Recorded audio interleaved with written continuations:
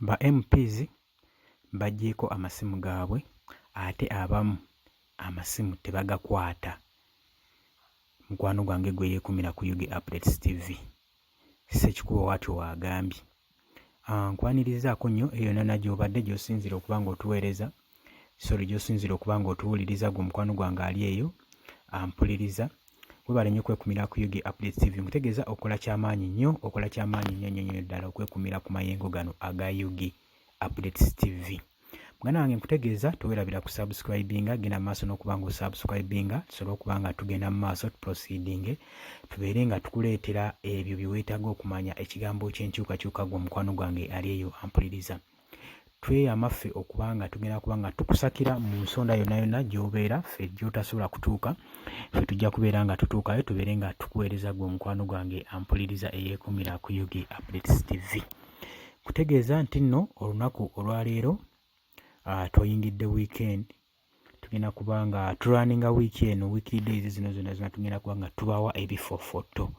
Gwe mukwano gwange ky'oba tokola towerabira ku subscribinga, towerabira ku sharinga gwe mukwano gwange ali eyo eyeekumira ku Yugi Updates TV. Muganda wange omubaka MP ono Ssekikubo, mubaka wa by'emyoga,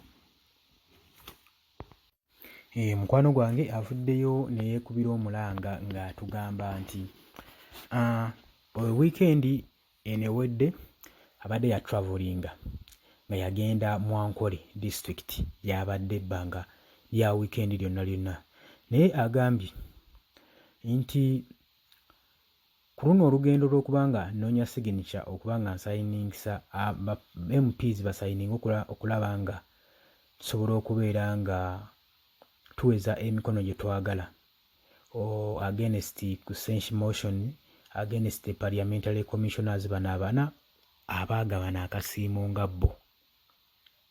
Avuddeyo n'agamba nti kuba MPs 47 abali Ankole mu sub-region 15 bokka be bakasayininga motion. Era yeewuunya lwaki ba MPs bagezaako okwewala okusayininga, ensonga ki eri emabega waakyo. Gwe mukwano gwange ali eyo ampuliriza.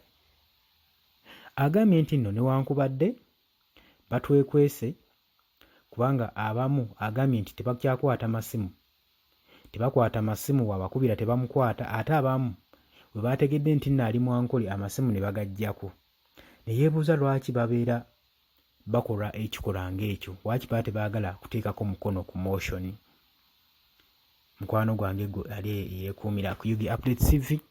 Kutegeeza nti weegutyo weguli ogwa Ssekikubo ali mu kunoonya emikono asobole okuba nga aweza emikono 177 okusobola okuteeka motion eno ku mmeeza ya Parliament esobole okuba nga etunulwamu, naye emikono ikyagaanye.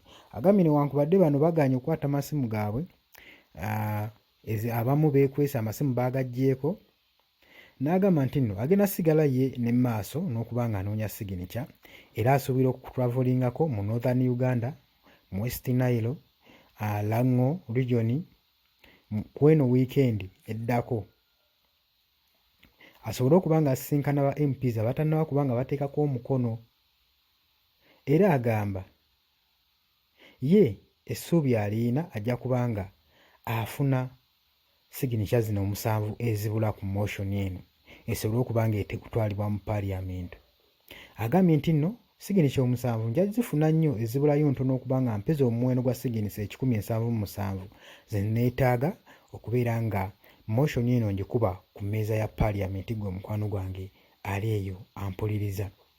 Jjukira nti nno ali ku lutalo olw'okuba nga asessioninga motion eno, assessinga motion kuba 4 commissioners abeegabanya akasiimo, abeegabira ssente ne baziyita akasiimo ze tuyita service awards.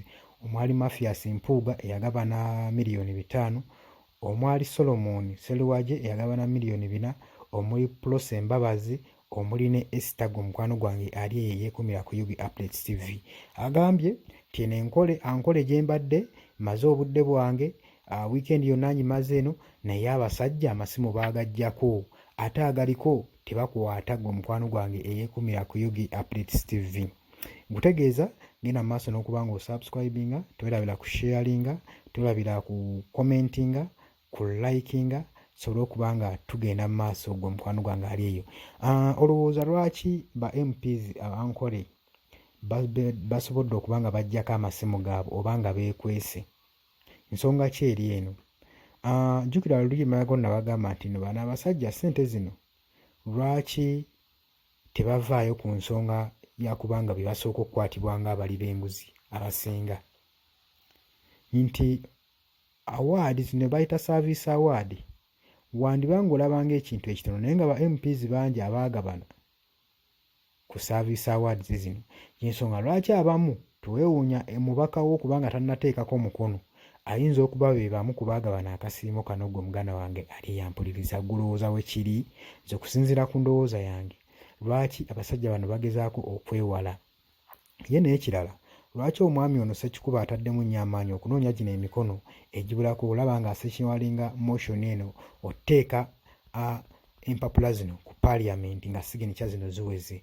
Lwaki naye ayinza okuba nga ensonga eno agiremeddeko nnyo? Golowooza asaanidde okugenda nayo mu maaso oba airekulire oba apondooke ku nsonga eno gwe mukwano gwange ali eyo ampuliriza? Naye ye agambye tagenda kuggwamu maanyi, tagenda kulekeraawo, agenda kuba anoonya emikono 7 gyokka egibulako. Tegigenda kubanga gimulemesa okuba okuteeka fayiro eno ku mmeeza ya Parliament okubanga ensonga eno eddamu okutunulwamu nga bwe kyetaagisa.